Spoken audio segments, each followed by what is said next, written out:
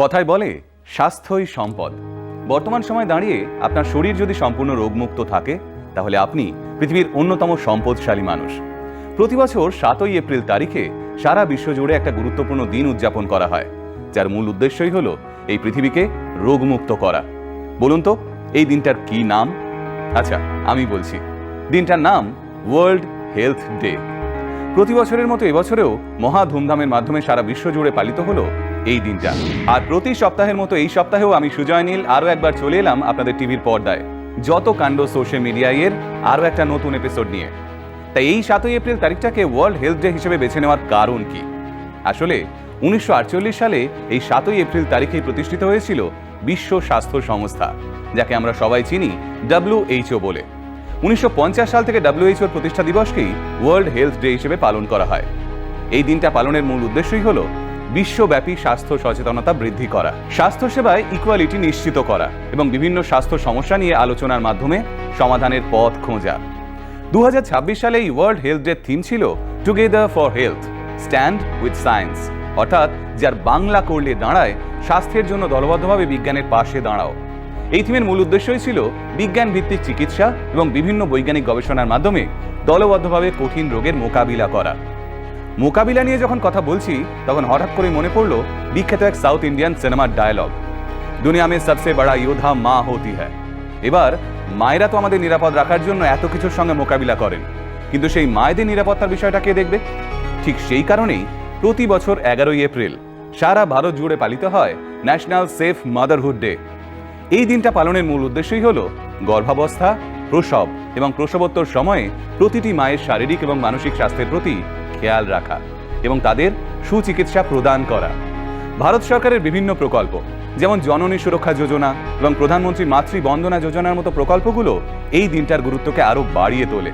আসলে মাতৃত্ব শুধু একটা ব্যক্তিগত অভিজ্ঞতা নয়, মাতৃত্ব বিষয়টা আমাদের সমাজ ও দেশের সামগ্রিক উন্নয়নের সঙ্গে জড়িত রয়েছে। তাই এই দিনটা উদযাপনের মাধ্যমে দেশের প্রতিটি মায়ের নিরাপদ ও সুস্থ মাতৃত্ব নিশ্চিত করা হয়, কারণ মায়েরা সুস্থ থাকলে শিশুরাও একটা আনন্দময় শৈশব পাবে। কিন্তু এবার জাস্ট একটা ছোট্ট প্রশ্ন, ন্যাশনাল সেফ মাদারহুড ডে হিসেবে কেনই 11ই এপ্রিল তারিখটাকেই বেছে নেওয়া হলো বলুন তো? আচ্ছা, এটাও আমি বলে দিচ্ছি। আসলে এই 11ই এপ্রিল তারিখেই জন্ম হয়েছিল এক মহিয়সী নারীর, যার নাম কস্তুরবা গান্ধী।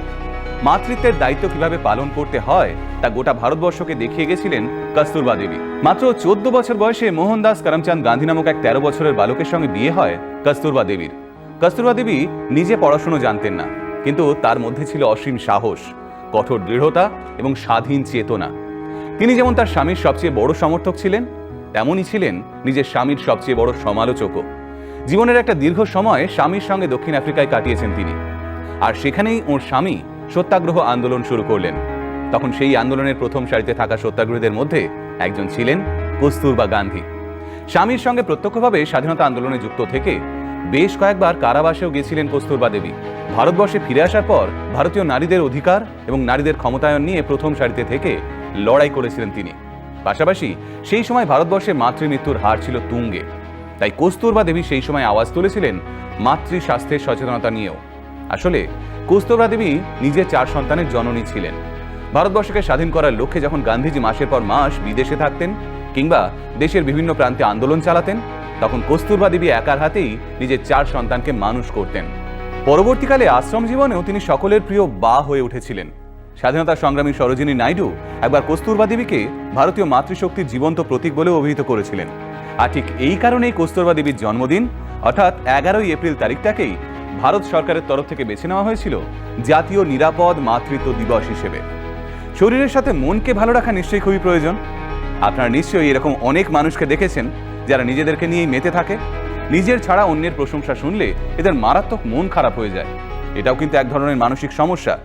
বিস্তারিত জেনে নিয়ে চলুন মনোবিদ অনন্যা সেনগুপ্ত ম্যাডামের কাছ থেকে।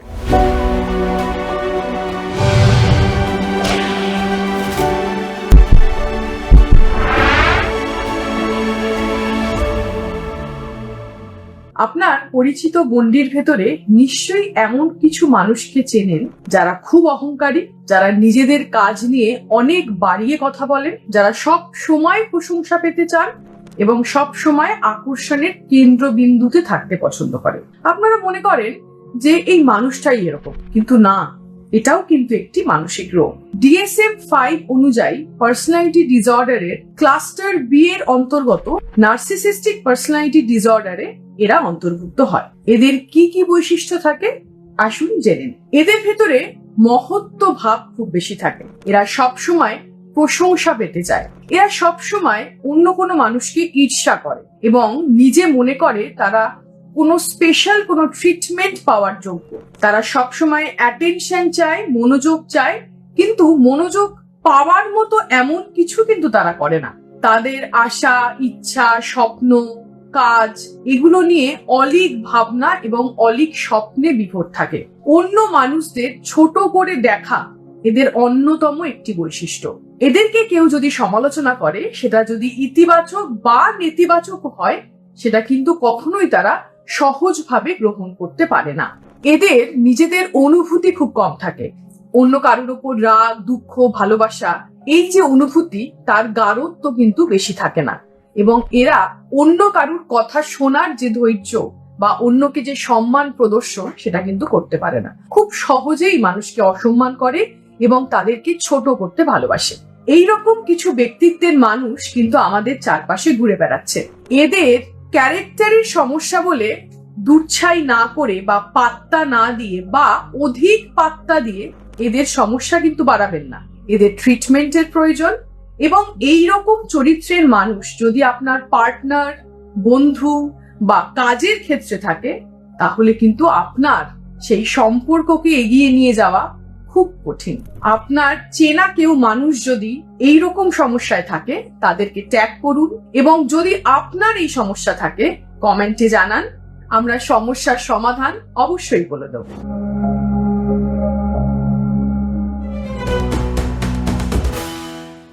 আমাদের দেশে এমন অনেক স্থাপত্য রয়েছে যেগুলো প্রাচীন ভারতীয় সভ্যতা আর ইতিহাসের নীরব সাক্ষী। মহারাষ্ট্রের ঔরঙ্গাবাদ জেলার ইলোরার গুহাগুলো এইরকমই চমকপ্রদ স্থাপত্য, যা বর্তমানে ইউনেস্কোর ওয়ার্ল্ড হেরিটেজ সাইট লিস্টের মধ্যেও রয়েছে। পাথর কেটে বানানো এখানকার কৈলাস মন্দির আজও আমাদের বিস্মিত করে। এই সুবিশাল হিন্দু মন্দিরের ইতিহাস নিয়ে আজ আমাদের সামনে আসছে কন্টেন্ট ক্রিয়েটর মিঠুন অধিকারী। দীর্ঘদিন ধরে রোমাঞ্চপিডিয়া চ্যানেলের মাধ্যমে এই ধরনের কন্টেন্ট দর্শকদের উপহার দিয়ে আসছেন এই মানুষটা।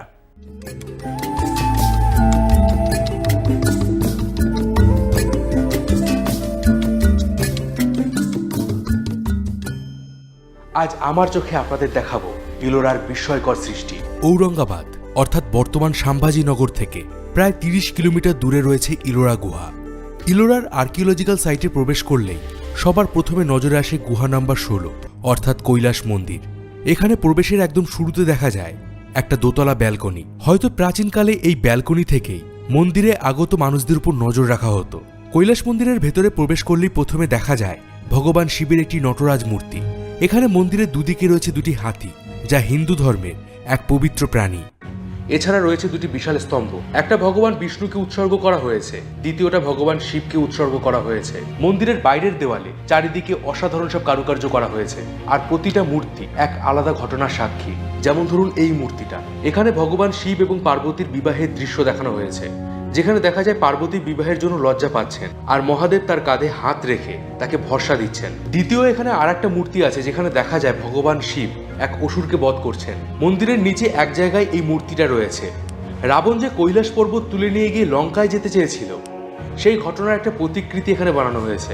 এইরকম হিন্দু ধর্মের বহু ঘটনা এখানে রয়েছে। আর এই সম্পূর্ণ মন্দিরটাকে একটা রথের আকৃতি দেওয়া হয়েছে, যেখানে মন্দিরের চারিদিকে মোট 152টা হাতি রয়েছে। আর দেখলে মনে হবে যেন এই হাতিগুলোর পিঠেই সম্পূর্ণ মন্দিরটা দাঁড়িয়ে আছে। এখানে মন্দিরের স্থাপত্য মোট 3টি ভাগে ভাগ করা হয়েছে। একদম শুরুতে রয়েছে এন্ট্রান্স, তারপরে নন্দী মণ্ডপ, তারপরে মন্দিরের প্রধান গর্ভগৃহ। মন্দিরের বাইরের অংশে অনেক কারুকার্য থাকলেও ভেতরের অংশে কিন্তু তেমন একটা কারুকার্য নেই। মহাদেব, যিনি বাঘছাল পরেন, গায়ে ভস্য মাখেন, এমনকি অন্যান্য দেবতার মতো গায়ে অলঙ্কারও পরেন না, তার মন্দিরকে যতটা সম্ভব সিম্পল রাখার চেষ্টা করেছিল কারিগররা। এখানে একটা পিলারে দেখা যায় সমুদ্র মন্থনের দৃশ্য, আর মন্থনের পর যে অমৃত উদ্ধার করা হয়েছিল এবং এরপর যে বিষ মহাদেব পান করেছিলেন, সেই দৃশ্য এখানে তুলে ধরা হয়েছে। এছাড়া এখানে রয়েছে এক ভীষণই বড় শিবলিঙ্গ, যাতে একটা সময় নিয়মিত পূজা আর্চা করা হতো।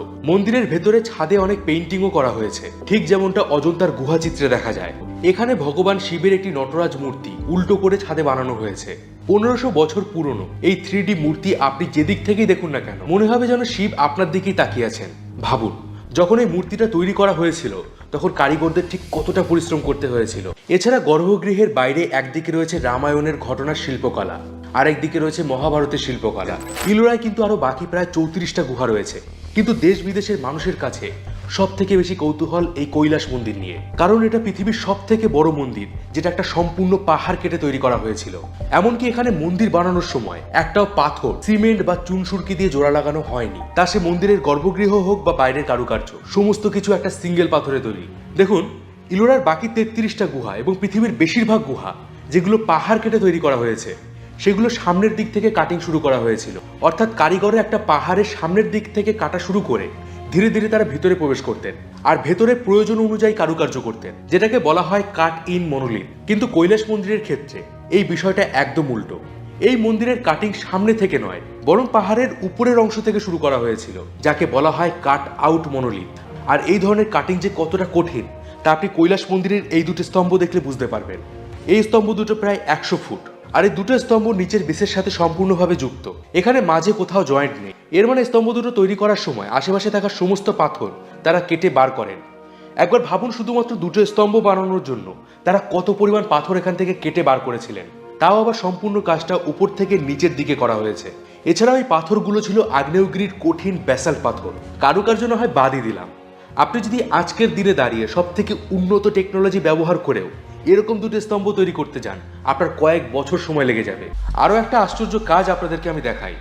এখানে আপনারা দেখতে পাবেন নন্দী মণ্ডপ এবং মন্দিরের যে প্রধান গর্ভগৃহ রয়েছে তার মাঝখানে একটা ব্রিজ রয়েছে, আর এই ব্রিজটাও কিন্তু একসাথে যুক্ত। জাস্ট ভাবুন, যে সময় পাহাড়টাকে উপর থেকে নিচের দিকে কাটা হচ্ছিল ঠিক সেই সময় পাহাড়টিকে এমনভাবে কাটা হয়েছিল যাতে এখানে একটা ব্রিজ থাকে। এখানে এমনটা সম্ভবই ছিল না যে নন্দী মণ্ডপ আর গর্ভগৃহ তৈরি হওয়ার পর এই ব্রিজটা এখানে আলাদা করে অ্যাড করা যাবে। এখানে প্রতিটা কাজ প্রি প্ল্যান্ড ছিল। ইলোরা 34টি গুহার মধ্যে গুহা নাম্বার 1 থেকে 12 হলো বৌদ্ধ ধর্মের, 13 থেকে 29 নম্বর হলো হিন্দু ধর্মের এবং 30 থেকে 34 হলো জৈন ধর্মের। তো এখন আমরা বুদ্ধর যে কতগুলো গুহা আছে তার যে 10 নম্বর যে গুহাটা আছে, কেভ নাম্বার 10, সেখানে আমরা যাচ্ছি। আপনারা দেখতে পাবেন পেছনে, এটা হচ্ছে কি সেই গুহাটা। ভগবান বুদ্ধ যে অশ্বত্থ গাছের নিচে বসে ধ্যান করেছিলেন এবং জ্ঞান লাভ করেছিলেন তার একটা সুন্দর কারুকার্য এখানে তুলে ধরা হয়েছে।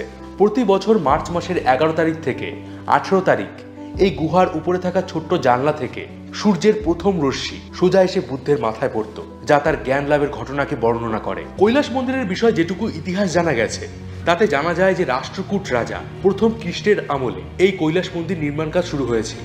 এবার কথা হলো, এই মন্দিরটাকে অন্যান্য সমস্ত মন্দির বা গুহার মতো সামনে থেকে কাটিং না করে হঠাৎ কেন উপর থেকে কাটিং শুরু করা হলো? একটা লোককথায় বলা হয় যে রাজা প্রথম কৃষ্ণের রানী কৈলাস মন্দির নির্মাণের এক স্বপ্নাদেশ পান। সে সময় রানী রাজাকে শর্ত দেন, যতদিন না তিনি মন্দিরের চূড়া দেখছেন ততদিন তিনি অন্ন এবং জল কিছুই স্পর্শ করবেন না। রাজা যখন এই বিষয়ে কারিগরদের সাথে কথা বলেন, কারিগররা তখন ঠিক করেন যেহেতু রানী মন্দিরের চূড়া দেখার শর্ত দিয়েছেন তাই মন্দিরের চূড়া সবার প্রথমে নির্মাণ করা হবে। আর তখন পাহাড়ের উপরের অংশ থেকে কাটিং করে সবার প্রথমে মন্দিরের চূড়া তৈরি করা হয়। যখন রানী মন্দিরের চূড়া দেখতে পান তিনি অন্ন এবং জল গ্রহণ করেন, আর এরপরে সম্পূর্ণ মন্দিরটাই উপর থেকে নিচের দিকে কাটিং করা হয়েছিল। এত জটিল সিভিল ইঞ্জিনিয়ারিং এর উদাহরণ পৃথিবীর অন্য কোনো ইতিহাসে বিরল।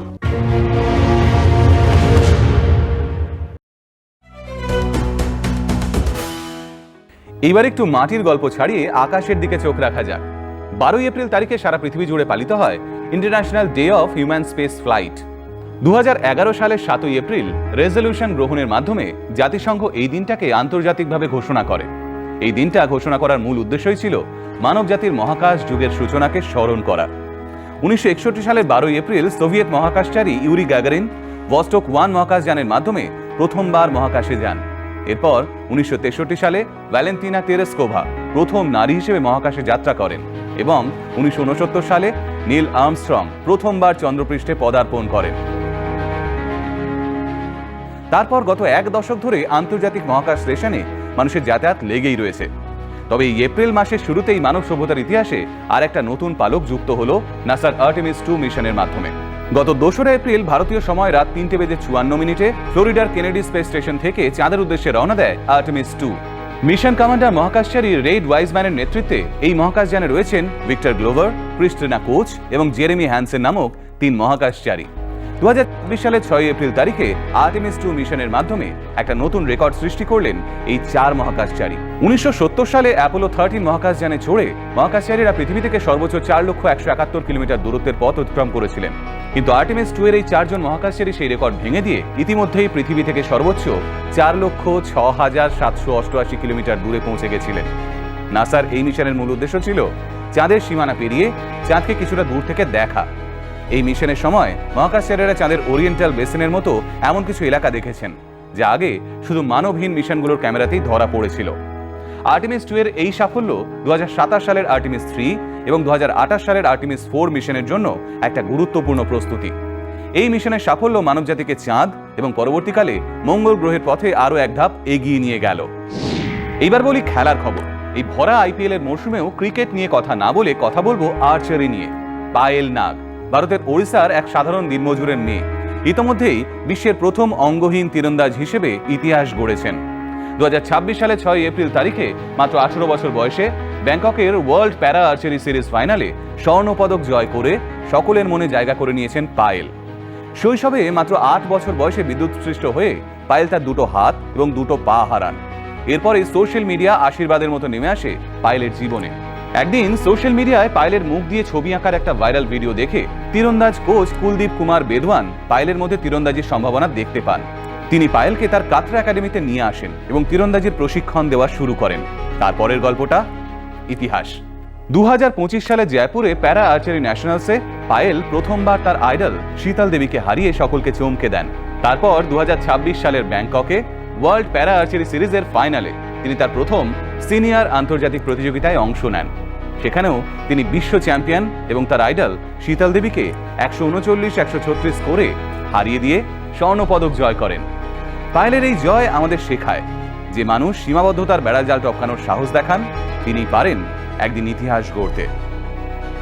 এরপর আসবো আপনাদের প্রিয় সেগমেন্ট শব্দবাজিতে। মজাদার শব্দের খেলা যেরকম আমাদের ভালো লাগে, সেই রকমই ভালো লাগে ট্রামে চেপে কলকাতা ঘুরতে। এই সেগমেন্টে কলকাতার কিছু বিখ্যাত জনপরিবহনে আপনাদের ঘুরিয়ে আনবে তন্ময়, আর সাথেই খেলবে শব্দের খেলা।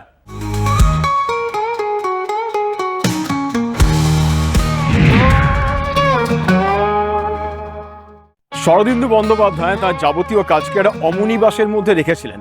এই অমনিবাস যে বাংলা শব্দটা, এই বাংলা শব্দটা তার আগে বাঙালি চট করে কখনো কোথাও দেখেনি, কিন্তু বিদেশে যাতে বলা যেতে পারে অমনিবাস অত্যন্ত পরিচিত শব্দ। আসলে অমনিবাস একটা ল্যাটিন শব্দ অমনিবাস থেকে এসেছে। অমনিবাসটা পরবর্তীকালে ফ্রান্সে গিয়ে ঢোকে। কিন্তু এত কথা কেন বলছি? কারণ আজকে যানবাহন নিয়ে কলকাতার রাস্তায় নেমেছি। বাংলা শব্দের খেলা শব্দবাজি আর যত কাণ্ড সোশ্যাল মিডিয়াতে। বাস যে আমরা নিয়মিত চড়ি, সে মিনি বাস হোক কি বড় বাস হোক কি এসি বাস হোক, তার সঙ্গে শরদিন্দুবাবুর এই অমনিবাসের মারাত্মক সম্পর্ক রয়েছে। ফ্রান্সে একটা সময়ে গণপরিবহনের মাধ্যম হিসেবে একটা বিশেষ ধরনের গাড়ি রাস্তায় নামানো হয়েছিল, তাকে বলা হতো অমনিবাস। এই অমনিবাস হচ্ছে সকলের বা একসঙ্গে চড়ার জন্য এক ধরনের পাবলিক ট্রান্সপোর্ট, গণপরিবহন। এই অমনিবাস শব্দটা পরবর্তীকালে ইংল্যান্ডেও পৌঁছায়।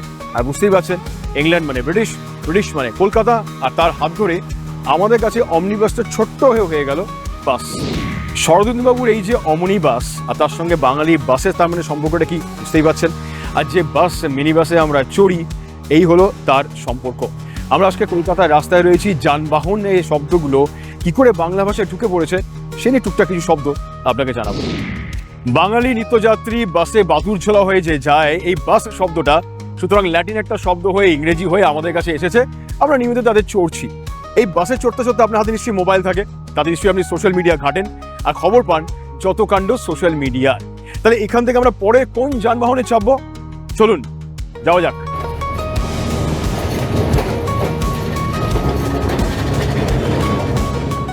আমার পিছন দিকে একজন ট্রাম কন্ডাক্টর দাঁড়িয়ে রয়েছেন।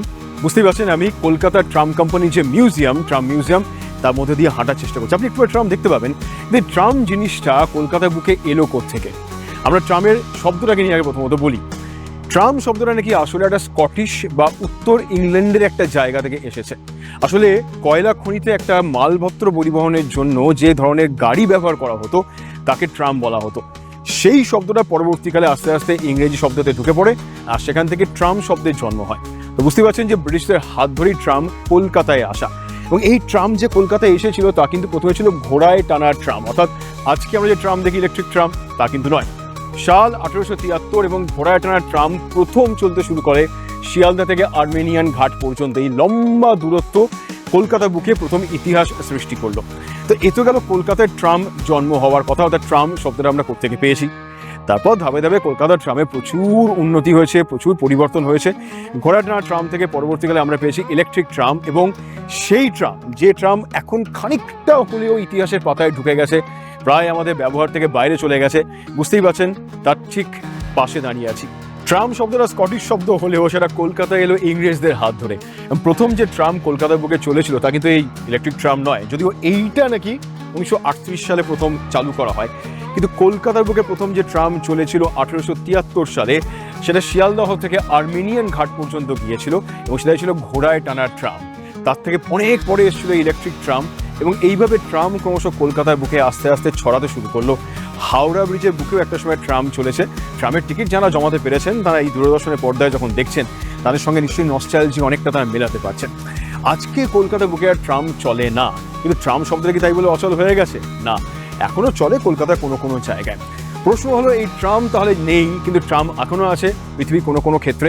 আর রয়েছে এই সিটিসি অর্থাৎ ক্যালকাটা ট্রামওয়েজ কোম্পানির এই মিউজিয়ামটা এসপ্ল্যানেড অর্থাৎ ধর্মতলায়, আপনি এসে দেখতে অবশ্যই পারেন। ট্রাম শব্দের গল্পটা বললাম, যানবাহন নিয়ে আজ যত কাণ্ড সোশ্যাল মিডিয়াতে। আপনি আপনার যাতায়াতের রাস্তায় সে ট্রামে থাকুন, বাসে থাকুন, মেট্রোয় থাকুন, নিশ্চয়ই হাতে মোবাইল রাখেন, আর সেখানে নিশ্চয়ই থাকে যত কাণ্ড সোশ্যাল মিডিয়ায়। যত কাণ্ড সোশ্যাল মিডিয়ায় কথা বলতে বলতে আজকে কলকাতার যানবাহন নিয়ে কথা বলছি, আর এই মেট্রো থেকে বেরিয়ে এলাম। আচ্ছা, মেট্রো শব্দটা কি করে বাংলা ভাষায় ঢুকলো?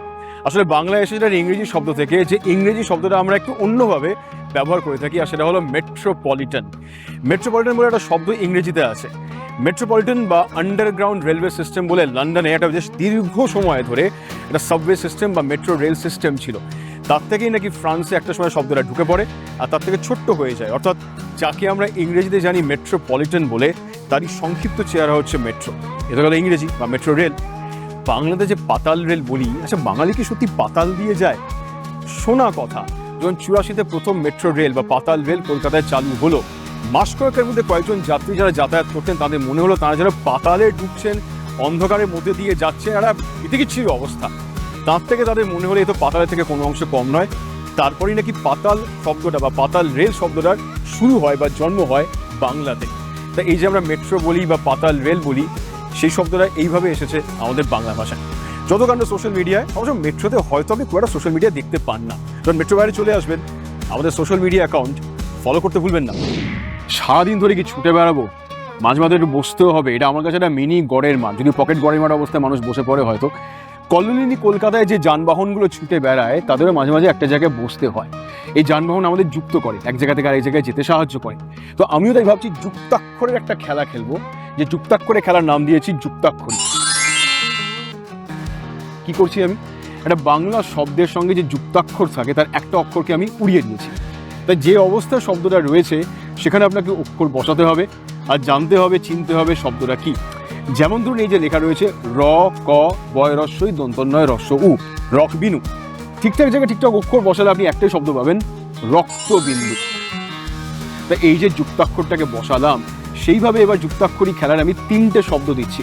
আপনাকে 3টে বাংলা শব্দ চিনতে হবে। তারপর কি করতে হবে? আপনাকেও যুক্ত হতে হবে, যোগাযোগ করতে হবে ইমেলের মাধ্যমে।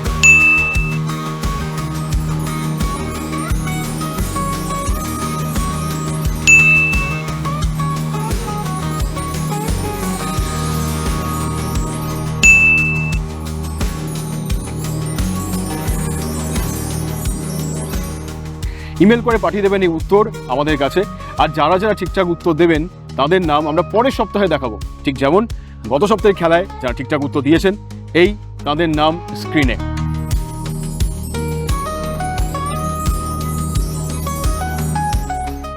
সামনের সপ্তাহে নাম দেখার জন্য আপনাকে উত্তর পাঠাতে হবে, আর তার সঙ্গে সঙ্গে আমাদের ফলো করতে হবে আমাদের যাবতীয় সোশ্যাল মিডিয়াতে। আর অবশ্যই আপনার হাতে মোবাইলে রাখতে হবে যত কাণ্ড সোশ্যাল মিডিয়াকে। এই ছিল আজকের যত কাণ্ড সোশ্যাল মিডিয়ায়। আমাদের এই এপিসোড কেমন লাগলো তা কিন্তু জানাতে ভুলবেন না। আর আপনিও যদি কন্টেন্ট ক্রিয়েটর হন, আমাদের এই অনুষ্ঠানে কিন্তু আপনিও অংশ নিতে পারেন। তার জন্য আপনার কন্টেন্ট আমাদের পাঠাতে হবে DD Bangla social media @gmail.com আর আমাদের বিভিন্ন সোশ্যাল মিডিয়া প্ল্যাটফর্মে ফলো করতেও কিন্তু ভুলবেন না। প্রতি শনিবার সন্ধ্যে 6:30 যদি মিস করে যান, মঙ্গলবার দুপুর 12টায় এই অনুষ্ঠান আপনি দেখতে পারেন। সকলে ভালো থাকবেন, দেখা হচ্ছে পরের সপ্তাহে আরও এরকম ইন্টারেস্টিং গল্প নিয়ে। নমস্কার।